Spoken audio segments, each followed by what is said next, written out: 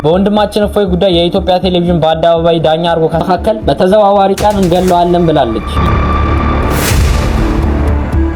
ለመናገር እንኳን እፈራለሁ። ለምን? ለህይወቴና ለቤተሰቦቼ ስለምፈራ።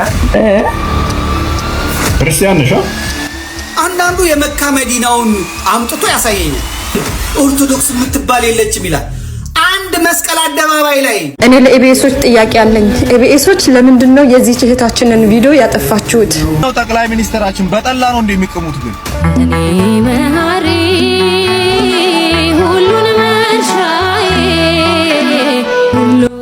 ሹፍ ቅሌታችንን ተመልከት ቅሌት ጌታችን መድኃኒታችን ኢየሱስ ክርስቶስ ደሙን ያፈሰሰበትን የእሾ አክሊል በፋሽን ዲዛይን እንደዚህ ተሰርቶ መላገጫ ሲሆን ህዝቤ የት ነው ሚናገር ሰው ስለሌለ እኔ ባላምባራስ ሚኮ አለው ልካቸውን ማስገባ ማለት ነው። እንደዚህ አይነት ሰዎች እንዲው የፋሽን ዲዛይን እንዲው የሆነ ፈጠራ ሲጠፋባቸው አሁን ደግሞ ወደ ሃይማኖት መጣችሁ ደግሞ እንደዚህ አይነት የወረደ ስራ ደግሞ የምትሰሩ የተረገማችሁ ሰዎች አሉ። ስንት የሚሰራ ሐሳብ ይያለ እቺን ስቅለት ፋሲካን ተገን በማድረግ እንግዲህ አብይ ጾምን ተገን በማድረግ እንደዚህ አይነት አጸያፊ ስራ የምትሰሩ የፋሽን ዲዛይነርስ የዌስተርን ወይ ደግሞ የምዕራባውያን ሲቪላይዜሽን ይሄች መጣችሁ እዚህ ኢትዮጵያ ላይ መርጨት የተከለከለ ነው። አባቴ ቶሎ ብላችሁ እቺ ነገር አስተካክላችሁ ይቅርታ ጠይቁ። ሰላም የተወደዳችሁ የኬፋቲው ቤተሰቦች ሁላችሁም በያላችሁበት እንደምቆያችሁ ፉኒቸሩ መድኃኔዓለም የተመሰገነው እንደና ነኝ። በአዲስ መረጃ ተመልሼ መጣሁኝ። እንግዲህ ኢቲቪ ዜና የኢትዮጵያ ቴሌቪዥን ካወጣቸው አሳፋሪ መረጃዎች መካከል አንዱ እንግዲህ እንደ ዳኛ አድርጎ የሸማት 22 አህመድ የምትባል ግለሰብ ወንድማችን እፎይ በመጨረሻም እንደሚሰቀል መረጃ ያጋራሽ ትገኛለች። ለማንኛውም እንግዲህ በዛሬው ቆይታችን ኢቲቪ ዜና የኢትዮጵያ ቴሌቪዥን የሾማቸውን በጣም አሳፋሪ ዳኞች ደግሞ ያስተላለፉትን ውሳኔ በዛሬው ቆይታችን የማሳያችሁ ነው የሚሆነው። የኢቲቪ የወሰናት ዳኛ እንግዲህ እፎይ መሰቀል አለበት ከማለት ደርሳለች። በዛሬ ቆይታችን ያስመለክታችኋለሁ። እንዲሁም ደግሞ ወንድማችን እፎይ አንዲት እህትን ከእስልምና ወደ ክርስትና አምጥቷታል። በአደባባይ የተነጋገሩትን ነገር የማስመለክታችሁ ነው የሚሆነው ምስክርነቱን። በጣም ብዙ መረጃዎችን ይዤ መጥቻለሁኝ። ለማንኛውም ለስቲው አዲስ ሆናችሁ እኔ አማኑኤል መኮንን እባላለሁ። ቻናሉን ሰብስክራይብ አድርጉት። በተለይ ክርስቲያን ሆናችሁ የኔን ቻናል ሰብስክራይብ የማታደርጉ በጣም ብዙዎቻችሁ ናችሁና እስቲ በዚህ ቪዲዮ ብቻ 20 ሺህ እናስገባው። ሁላችሁም ሰብስክራይብ አድርጉ። በተለይ ኦርቶዶክሳውያን ሆናችሁ የዛሬው መረጃ ብዙዎች ገደርስ ዘንድ ላይክ በማድረግ እንጀምር። ህፃናት ላይ ባሉበት የትም ቦታ ቢሆን ወይ ትምህርት ቤትም የመጨፍጨፍ አደጋ የማድረስ እቅዱ አለኝ። በእርግጥ አሁን ላይ እንደዚህ የማድረግ ድፍረት የለኝም። ሆነን ለመናገር ድፍረትም የለኝም፣ መሳሪያውም የለኝም። ለምንድን ነው የተናገርኩት? ምናልባት የሚመለከተው አካል ካለ እንደዚህ ነገሮችን የስነ ልቦና ድጋፍ እንዲያደርግልኝ ነው ብዬ አስባለሁ። ይህ ቪዲዮ እንግዲህ ከትናንትና ማታ ጀምሮ በተለያዩ ሶሻል ሚዲያዎች እየተዘዋወረ ይገኛል። እዚህ ሰውዬ ማንነት እስካሁን ድረስ አልታወቀም። የተናገረውን ነገር ሰምታችኋል። እጅግ በጣም ከባድ ነገር ነው የተናገረ ያለው፣ ቀልድም ይሁን እውነትም ማለት ነው። እስካሁን ድረስ የሚቆየውበትን ምክንያት እንግዲህ የዚህን ቪዲዮ ምንነትና ማንነት ለማጣራት ሞክሬ ነበር። ነገር ግን ከየት እንደተነሳ ሁሉ ማወቅ አልቻልኩም። በአሁኑ ጊዜ እስካሁን ድረስ በዚህ ቲክቶክ ፕላትፎርም ላይ እንግዲህ የዚህ ሰውዬ ማንነትን የሚጠቅስና የሱ አካውንት የሆነ ነገር ማግኘት አልቻልኩም። ምናልባትም ይሄ ቪዲዮ የቆየም ሊሆን ይችላል፣ አሁንም የተሰራ ሊሆን ይችላል። ነገር ግን ይህን ሰውዬ በቁጥጥር ስር ውሎ እንግዲህ እንዲጣራ እንጠይቃለን። ይህንን ሰውዬ በመልክ የምታውቁት ማለትም ጎረቤቱ፣ ጓደኞቹ ወይም ከዚህ በፊት አግኝታችሁት የምታውቁ ሰዎች ካላችሁ ወደ አካባቢያችሁ ወደሚገኝ ፖሊስ ጣቢያ በመሄድ ጥቆማ እንድታደርጉ እንጠይቃችኋለን። በተጨማሪም ቤተሰቦቹ የሆናችሁ ሰዎች ለሱ ጤንነትና ደህንነት ሲባል እንግዲህ እናንተም ለህግ አካላትና ወይም ሆስፒታል በአቅራቢያችሁ ወደሚገኝ ሆስፒታል ወስዳችሁ እንድታስረክቡ እንጠይቃችኋለን። ከዚህ በፊትም ይህን ሰውዬ ከኋላ ያለን ሰውዬ የምታውቁት ከሆነ ኮመንት ላይ አድራሻውንና ሁኔታውን ያለበትን ሁኔታ መናገር ትችላላችሁ። በዚህ ኮመንት ላይ እንግዲህ ኢንፎርሜሽን መቀየር እንችላለን ማለት ነው። እስካሁን ድረስ ይህ ቪዲዮ የቆየ ቪዲዮ ይሁን ወይ አሁን ቪዲዮ ይሁን የታወቀ ነገር የለም። እናም ይህንን ሰው የምታውቁ ሰዎች ካላችሁ እባካችሁ ጊዜ ሳይረፍድ አሁኑኑ ጥቆማ እንድታደርጉ ጠይቃችኋለሁ ማለት ነው። መልካም ቀን ይሁንላችሁ። አዲስ ነገር ካለ መለሳለሁ። ብሩክ ነኝ። እኛ ኦሮሞንን መንግስትን እኛ የምንፈልገው ነገር ካላሟላልን አርበር እንበጣበጣለን ብሎ የዋብያ ኡስታዞች ተሰብስቦ መንግስት ጋር ፌደራል መንግስት ጋር ሄዱና ፎልድ ከሱ ይሄዳሉ ማለት ነው። እዛ ዜሮ ፌደራል መንግስት ክሳቸውን ካየ በኋላ ይሄ ምንም እንደማዋጣቸውና ምንም እንደማስከዳቸው አስረድቷቸው በደንብ ይመልሳቸዋል ማለት ነው። ምን ብላችሁ ልከሱ ነበር የምትሄዱት? ለምሳሌ ፎን ከተነገራቸው መካከል ነብዩ መሐመድ የ6 ዓመት ህፃን ልጅ እንዳገባና በ9 ዓመት እንደተገናኘው መጽሐፉ ላይ አለ። አንድ ሙስሊም ሲወለድ በደም ስር ውስጥ አጋንንት እንደሚገባበት መጽሐፉ ላይ አለ። አንድ ሙስሊም እየሰገደ ያለ ፈሱ ቢያመልጥ ወደ ሲኦል እንደሚገባ መጽሐፉ ላይ አለ። አንድ ሙስሊም የግብር ሽንት መጠጣት እንዳለበት ከበሽታ ይፈወሳል ብሎም እንደሚያምን መጽሐፉ ላይ አለ። በምን ልከሱት ፈልጋችሁት ነው? ምንም ከዚህ የተለየ ነገር የተናገረው ነገር የለም። የሞተ ስጋ እንደሚበላ መጽሐፉ ላይ አለ ተናግሯል። ስለዚህ ማናችም ሰው የፈለገው ሰው ማምለክ ይችላል፣ መብቱ ነው። ሰው የፈለገው ማምለክ መብቱ ነው። ከዚህ የሚያዋጣ ምንድነው? መከባበር ነው። እፎይ ምንም ያደረገው ነገር የለም። ዛሬም ነገር እፎይ ነኝ። ከእንግዲህ በኋላ ሁለተኛ ዜጋ የሆነበት ሙስሊም ሁለተኛ ዜጋ የሆነባት ኢትዮጵያ የለችም፣ አትኖርም። ምን ነው ጠቅላይ ሚኒስትራችን በጠላ ነው እንደሚቀሙት? ግን ምን ነው እንደዚህ ሀገር ካላባለው አላችሁ ወይስ ተልኳችሁ ምንድነው? እንደው ዶክተር አብይ እባክህ እንደው ተልኮህ ምንድነው? ከምዕራባውያን የተቀበልከው ተልኮ ምንድነው? ኢትዮጵያን ህዝቧን እንደዚህ እርስ በርስ አባልተህ መጨረስ ነው እንዴ? መቼ ነው ሙስሊም ሁለተኛ ዜጋ የሆነው? መቼ ነው እንደ ሁለተኛ ዜጋ የተቆጠረው ኢትዮጵያ ምድር ላይ? ወይስ ሐሳብህ ምንድነው? ቆይ አንተ ከመጣህ አይደለ እንዴ ይሄ ሁሉ መስጊድ የፈረሰው? አንተ ከመጣህ ወዲህ አይደለ እንዴ ሼክና ቄስ በጥፊ በካልቾ የተመታው እንዴ? አንተ ከመጣህ ወዲህ እኮ ነው ቤተክርስቲያን እንደ ጧፍ የነደደችው። መስጊድ የፈራረሰው እኮ አሁን ነው። አንተ ነህ እኮ እንደ ሁለተኛ ዜጋ ነኝ ሁለቱን ሃይማኖቶች እያደረክ ያለው። ምንድነው የምትለን እንዴ? ኧረ እባክህ አገርህን ምራ። እናልቅስበት ተውን። አልቅሱ እንዴ! እሺ እንግዲህ አንዴ ታገሱ። እኔ እኮ ተናግሬያለሁ ብሶቱን። ወዴት እንጩህ እንዴ? አገር ብለን እኮ ነው መሞቱ እኮ አልከበደንም። አገራችንም ብለን ነው እንጂ መሞት አይቀር። ግን ሀገሪቱ እንዴት ትሁን ነው? ምን እናድርግ? ግብፅ ሆነች ኢትዮጵያ፣ ግፍ የበዛባት ሰው በድንጋይ የሚጎደርባት። አይ ኢትዮጵያ አንቺ ግፈኛ ሀገር እየተሞናሞንሽ ቅድስት ሀገር እየተባልሽ ይህን ግፍ ተሸክመሽ ምና ሀገር ሽማግሌ ምና ሃይማኖት መሪዎች እንደዚህ ነው? የኢትዮጵያ ቤተ ክርስቲያን እንዲህ ስትሆን የሃይማኖት መሪ ዝም ይላል? ኧረ ዝም አይባልም ጎበዝ።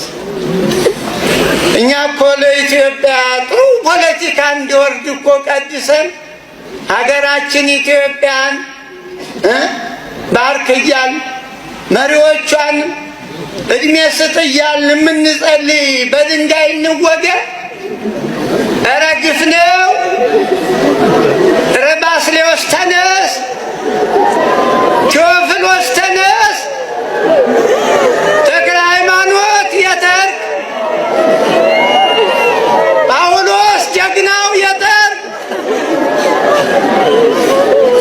አዎ ምን ይደረግ እና ይበቃኛል። እኔ ሕግ መጣስ ነው አለመታዘዝ። ግን ምን ነካን ነው?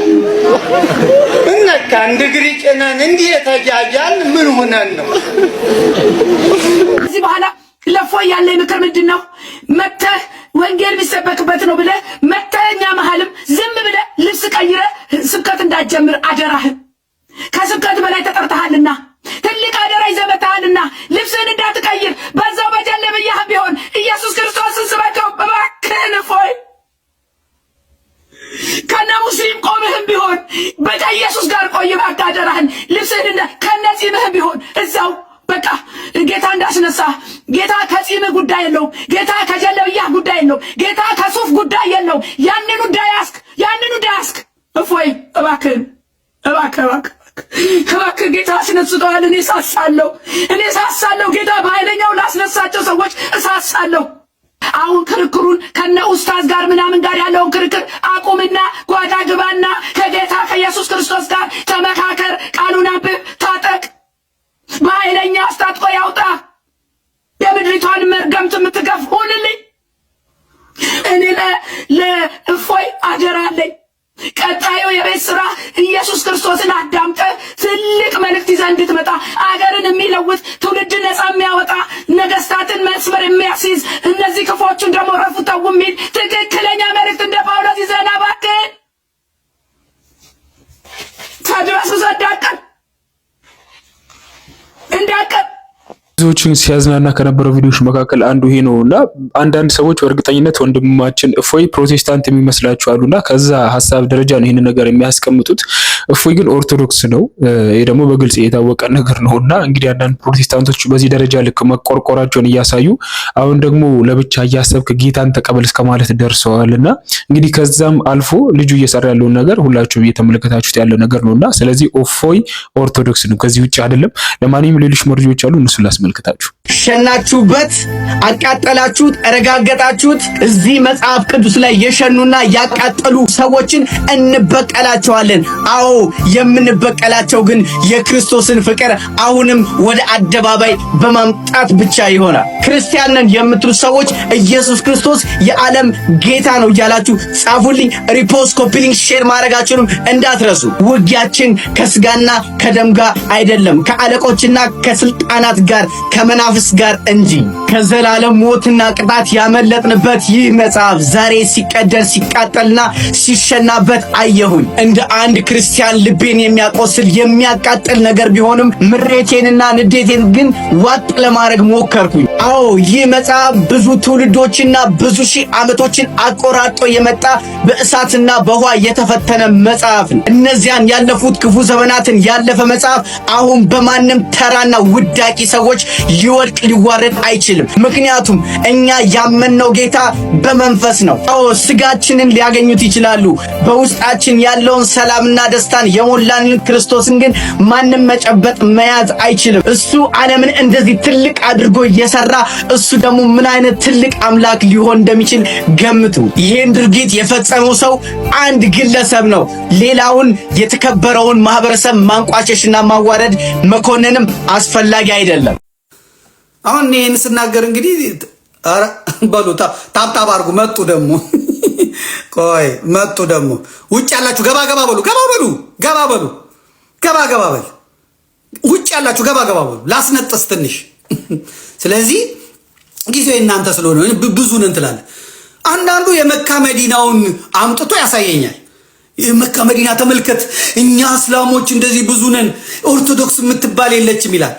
አንድ መስቀል አደባባይ ላይ ሰው እንዳይወጣ የከለከልክ፣ ጥምቀት ሲመጣ ሰው ጥምቀት እንዳይወጣ አረንጓዴ ቢጫ ቀይ ማሰር ክልክል ነው፣ ነጠላ እንደዚህ ማድረግ ክልክል ነው፣ የመጽሐፍ ቅዱስ አንዲት ሃይማኖት አንዲት ጥምቀት ማለት ክልክል ነው ብለህ ህዝቡን አስደንግጠህ ቦምብ ሊፈነዳ ነው ፈንጅ ሊፈነዳ ነው ብለህ ዲኮሬሽን መተህ በጣጥሰህ ቤተክርስቲያን ላይ ያሉትን እንትን ብለህ አቤት የቤተክርስቲያን ትዕግስት፣ አቤት የኦርቶዶክስ ትዕግስት። የማንም ቅጫማም የማንም ሸታታ የማንም ሰልባቦት መጥቶ የወጣቶቹን ልፋት የወጣቶቹን ድካም ህግን ተገና አድርጎ የፖሊስ ስለለበሰ የመከላከያ ልብስ ስለለበሰ ለእስልምናው ለጴንጤነቱ ያገለገለ መስሎት ቤተክርስቲያንን ያዋረደ የበላይ የሆነ መስሎት የወጣቶችን ድካም በአንድ ሀገር ውስጥ ያሉትን በኩልነት ባለማየት አፈር ከድሜ በማብላት ያን አድርገ እንዲደበዝዛል። አይደበዝዝም። አዎ አይደበዝዝም፣ አይደበዝዝም። ይደምቃል። ቀን አለ፣ ጊዜ ይመጣል፣ ዘመን ይመጣል፣ ዘመን ይመጣል። ከዛ ይሄን የከለከልክ ሰውዬ የሳውዲውን አምጥተ ፎቶ ትልክልኛለህ። ለኔ ለምን ትልክልኛለህ? ለኔ ለምን ትነግረኛለህ? ማሻአላህ እስልምና እንደዚህ ሆኖ ምናምን ትለኝ። ምን አገባኝ? ከባንግላዴሽ፣ ከኢራን፣ ከኢራቅ፣ ከሶሪያ፣ ከአፍሪካ፣ ከግብፅ፣ ከአልጄሪያ፣ ከናይጄሪያ፣ ከቻይና፣ ከመላው ዓለም አንድ ቦታ አንዲት ጠባብ ከተማ ላይ ያንን ሁላ ህዝብ በድሮን ቀርጸ እንዲህ ትለኛለህ። ኦርቶዶክሳዊው በሙሉ የአቃቂው ሳይመጣ የኮተቤው ሳይመጣ የሽሮ ሜዳው ሳይመጣ የፈረንሳዩ ሳይመጣ የአዲሱ ገበያው ሳይመጣ የመርካቶ ሳይመጣ የጉለሌው ሳይመጣ የልደታው ሳይመጣ የጦር ኃይሎቹ ሳይመጣ የምኑ ሳይመጣ እሳቸው መሃል ያለው እንኳን የመስቀል አደባባይ ለመጣው እየነሰረህ እየደማህ ደም እያስታወከህ ሽንት ቤት አስሬ እየሄድክ ምኑን ሰራ ነው? ሄሎ ሄሎ እዩ ጩፋ ምን ሞታችኋል? ሐዋሳ አይተዋል። ኦርቶዶክሱን አልሰራችሁም። በቃ ወላይታ አይተዋል። አልሰራችሁም። አይተዋል። ጥምቀት የመጣውን ዮናታን ሄሎ በጌታ ስም በኢየሱስ ስም አልሰራችሁም። ምርኮ የለም ዘንድሮ። ኦርቶዶክስን፣ እስላሙ፣ ጴንጤው፣ ካቶሊኩ በጎቿን ለመብላት ጥርሳቸውን ጥፍራቸውን አሹለው የኦርቶዶክስ በግ ነው የሚታያቸው። እርስ በርስ አይበላሉም። እስላሙ ጴንጤውን፣ ጴንጤው እስላሙን አይነካውም። ኦርቶዶክስ ላይ በቃ ሰይጣን ኦርቶዶክስ ላይ አጋንንት ኦርቶዶክስ ላይ ኢየሱስን ነብይ ነው ሰው ነው ፍጡር ነው የሚለውን እስላሙን አይሰብክም። እዩ ጩፋ አይናገርም። አለቻ ገጀራ አለቻ ሰይፌኔ ጌታ ኦርቶዶክስ ጋር ነው። እግዚአብሔር ያውቃል። እግዚአብሔር ይፍረድ። መድኃኔዓለም ይፍረድ። ግድ የለምሽ ለበጎ ነው የሚለው ኦርቶዶክስ ነው። እዛ እናቴ አንዴ ቃል እናገራለሁ ሲል አለ ብልጭ ጌታ ብትል ምን ብትል የለም እናቴ። ውሂባ ማን ነው ሙጂባሚ ነው አለለ 2 መስመር ይጽፋል። መጀመሪያ ስነ ስርዓት ይላል። እምቢ ስትለው ለአርብ ቀጠሮ ይዛል። ያ ጀማ እንደዚህ ተብሎብናል፣ እንገናኝ አንዋር መስጊድ እንገናኝ ይላል። ካለ 40 አይሰባሰቡም ነው እስልምና። ካለ 40 አይሰባሰቡ። ሰኞ ጸባይኛ ነው እስልምና፣ ማክሰኞ ጸባይኛ ነው እስልምና። ይሄ ዋሃቢ እስላም ጸባይኛ ነው። ሮብ ጸባይኛ ነው። ሐሙስ እስከ ማታ ጸባይኛ ነው። አርብ ወደ መስጊድ ሲሄድ ትንሽ ያንገራግራል። አህመዲን ጀበል ኮድ ይጽፋል። አቡበከር ኮድ ይጽፋል። ሙጂብ አሚኖ ኮድ ይጽፋል። አላሁ አክበር ተተሰገደ በኋላ ድምጻችን ይሰራ ፖሊስ ሲመጣ ከዛ ይጽፋሉ። እንደዚህ መንግስት የለም በግርግር በሆታ ያደናብሩታል። ኦርቶዶክስስ በዚህ ስትመጣ እግዚአብሔር ያውቃል። መድኃኔዓለም ይፍረድ። መድኃኔዓለም ይፍረድ። እግዚአብሔር ይፍረድ። እንደዚህ ነው። ይሄ ነው እንግዲህ የሆነ ያለው ይሄ ነው። ከዛ ከአርብ ማታ ጀምሮ ቅዳሜ ጸባይኛ ነው። ስራ ላይ ነው የምታገኘው። እስላም እናቴ የሚሸከመው ይሸከማል፣ የሚሰራው ይሰራል፣ ታትሮ ይሰራል። እሁድ ይሰራል፣ ሰኞ ይሰራል፣ ማክሰኞ ይሰራል፣ አርብ ይቀጥሩታል። ካልተሰባሰበ አንድ ላይ ካልቆመ ማለት አይችልም። በተናጥል አይችልም። በተናጥል ማዕበል ይፈልጋል፣ አጃቢ ይፈልጋል። እንደ ኦርኬስትራ አጃቢ ይፈልጋል። ስለዚህ ጴንጤው እስልምናን አይነካም፣ እስላሙ ጴንጤውን አይነካም። ተጠባብቀው ነው። እስልምናውን ጴንጤን የማይነካው ኢትዮጵያ ውስጥ አዘጋጅቶት ነው፣ ይበለዋል። ቀን አዘጋጅቶለት ነው። አሁን ከኦርቶዶክስ ጋር በደንብ ያጣላውና ከዛ ነገ ኦርቶዶክስ ማደርስለት ከእስላሙ ከአክራሪ ጽንፈኛ እስላሙ በላይ የሚሰድበው ኦርቶዶክሱን ጴንጤውን መጽሐፍ ቅዱስ ደጉሳ ጽፋ ተርጉማ ያስቀመጠችለትን ቤተክርስቲያን ከጽንፈኛ አክራሪ የዋሃቢ እስላም ጋር እኩል ይሰድበዋል ማለት ነው። እናቴ እንደማለት ቤተክርስቲያኔ እንደማለት እናት እኮ አለች የትም። አሁን ልጅ ወጥቶ ጎጆ ሊወጣ ይችላል፣ አኩርፎም ምን ብሎም ሊሄድ ይችላል።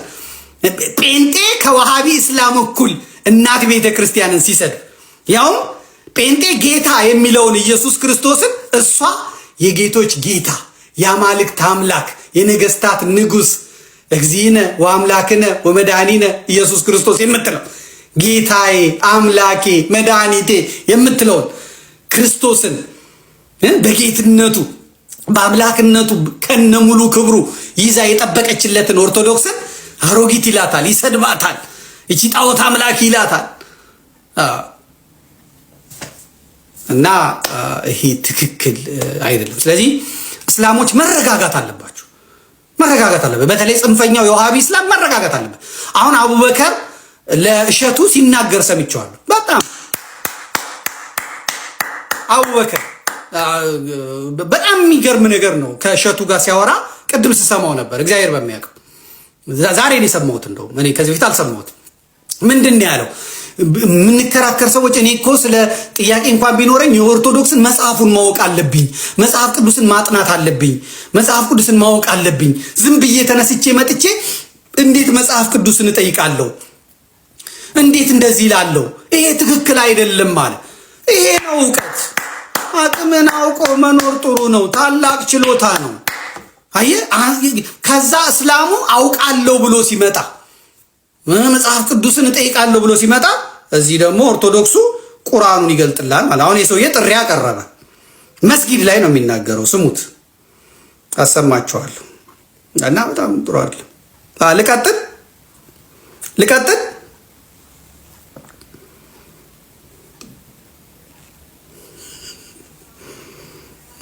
እኔ ለኢቢኤሶች ጥያቄ አለኝ። ኢቢኤሶች ለምንድን ነው የዚህ እህታችንን ቪዲዮ ያጠፋችሁት? እንድትረዳ ሰዎች ጋር ተደራሽነት ኑሮት ያቅሙን እንዲረዳት አይደለ? ለምንድን ነው ቪዲዮ የጠፋው? ለምንድን ነው ቪዲዮውን ያጠፋችሁት? ምክንያቱም ማወቅ እንፈልጋለን። እንደ ሴትነቴ በጣም ነው የከበደኝ። እሷ ያለፈችበትን መንገድ እያንዳንዷን ሳስበው በጣም ነው የዘገነነኝ። መቋቋም አልቻልኩም። እኔ በጣም ነው የከበደኝ። በዚህ መሀል ግን ጥንካሬዋን ሳላደንቀው አላልፍም። ይህ ሁሉ መከራ ሳልፋ ይህ ሁሉ ነገር ተቋቁማ እዚህ መድረሷን ሳላደንቀው አላልፍም። ግን እኔ በጣም ግራ የገባኝ ኢቢኤሶች ለምንድን ነው ቪዲዮ ነው ያጠፋችሁት? የሰው ልጅ መቋቋም የማይችለው ትልቁ ነገር ምን እንደሆነ ታውቃላችሁ?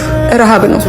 ረሃብኝ ስትል ወላሂ እኔ በጣም ነው አቅሌን በቃ ለአቅል የሚከብድ ነገር ነው። ረሃብ ማንም አይተሐመልም እና ረሃብኝ ስትል በጣም ነው አንጀቴን የበላችኝ ወላሂ ለአዚም። እና ሁላችንም ኢትዮጵያውያን እችን እህታችንን ካለችበት ነገር ልናወጣት ይገባል። ምክንያቱም ግን ማወቅ እንፈልጋለን ኢቢኤስ ቪዲዮ ለምን እንዳጠፋችሁት እና ሁላችንም በቻልነው አቅም አካውንቷ ተቀምጧልና እባካችሁ እንዲሁም የስነ ልቦና ሐኪሞች ብታዩት።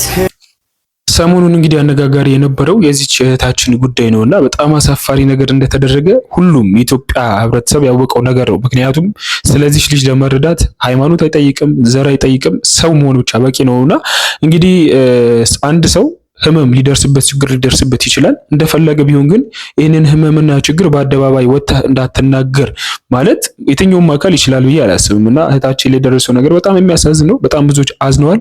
አሁን ያለችበት እንኳን አይታወቅምና በተለይ ደግሞ ሴቶች ለሆኑ በጣም ትልቅ ህመም ነው ብዬ አስባለሁ።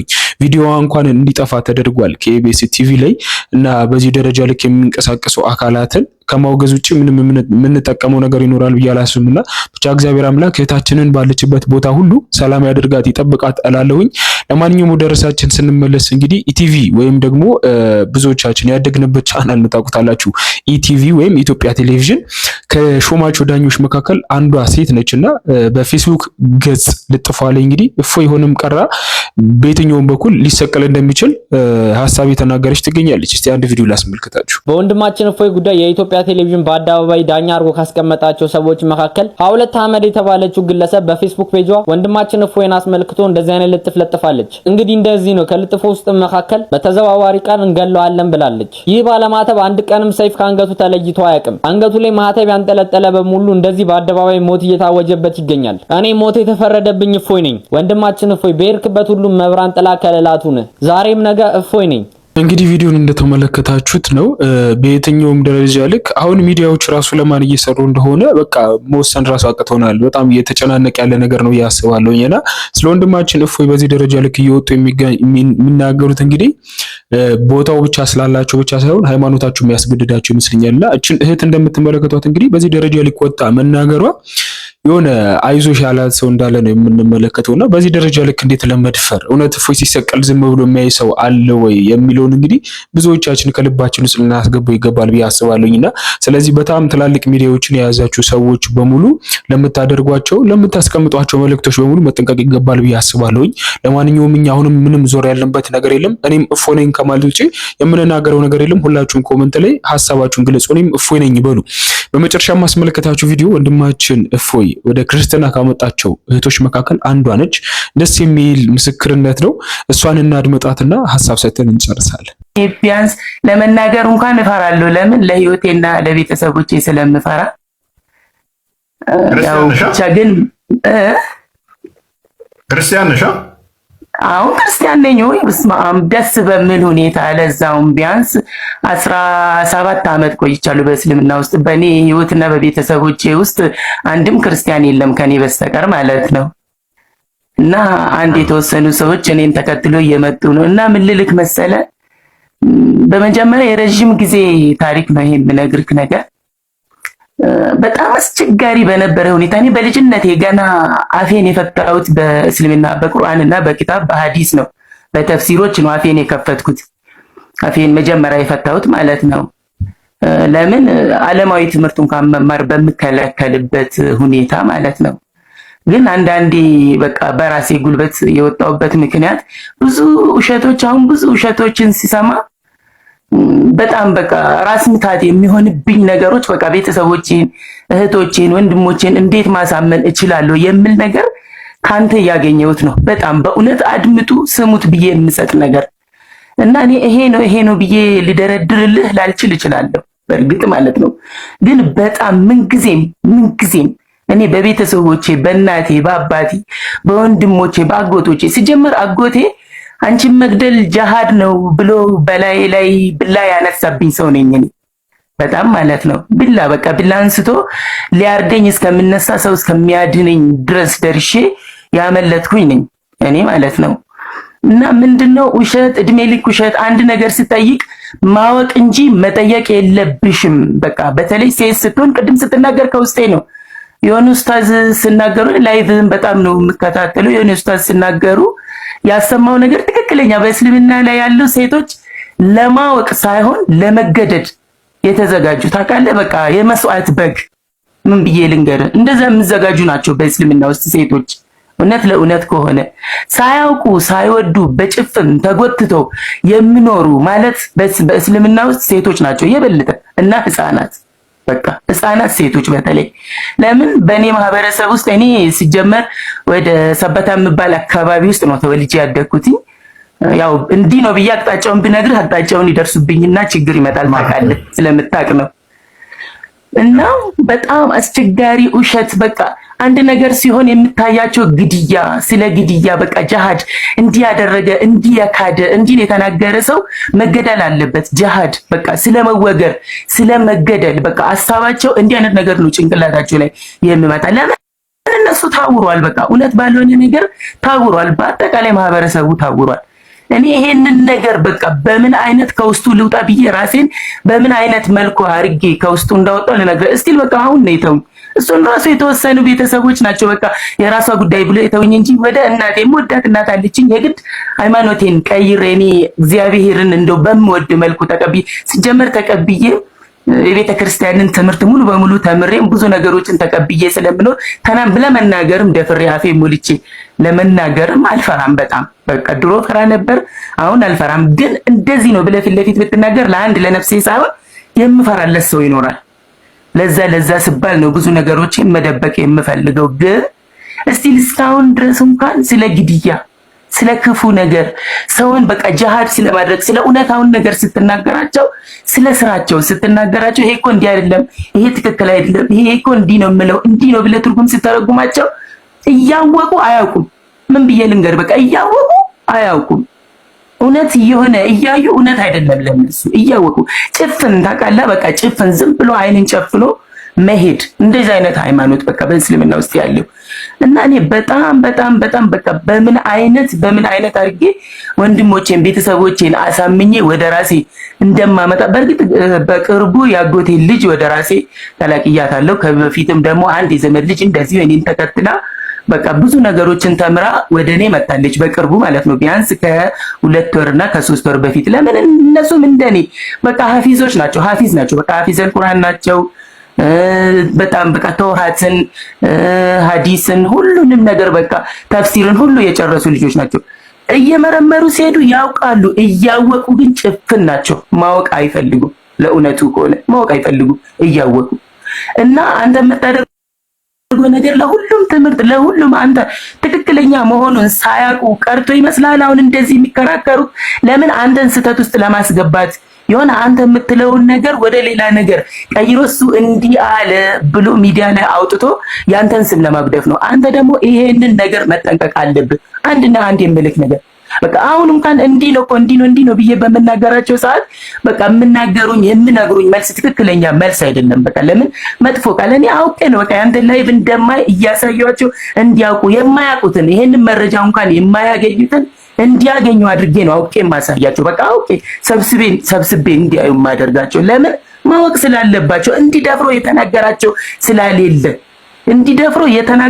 ስላሌለ በቃ እንዲያውቁ ነው የምፈልገው በብዛት። በቃ ለምን ብዙዎቹ እየዳኑ ነው፣ ብዙዎቹ እየመጡ ነው። ብዙዎቹ እዚህ ሰንዳፋ ላይ ራሱ ለጥምቀት በአሁኑ ለጥምቀቱ እንኳን 3 ልጆች ናቸው ክርስትና የተነሱት። እያየን እንግዲህ በአንድ ክልል ውስጥ በአንድ አካባቢ በአንድ ሰፈር ውስጥ 3 ሙስሊም ክርስትና ተቀበለ ሲባል በየሌላው ክልል በየአካባቢው ክልል ያለውን እንግዲህ አስበው። ለምን ብዙዎቹ እያወቁ እየመጡ ነው። ይሄ ደግሞ ያናድዳቸዋል።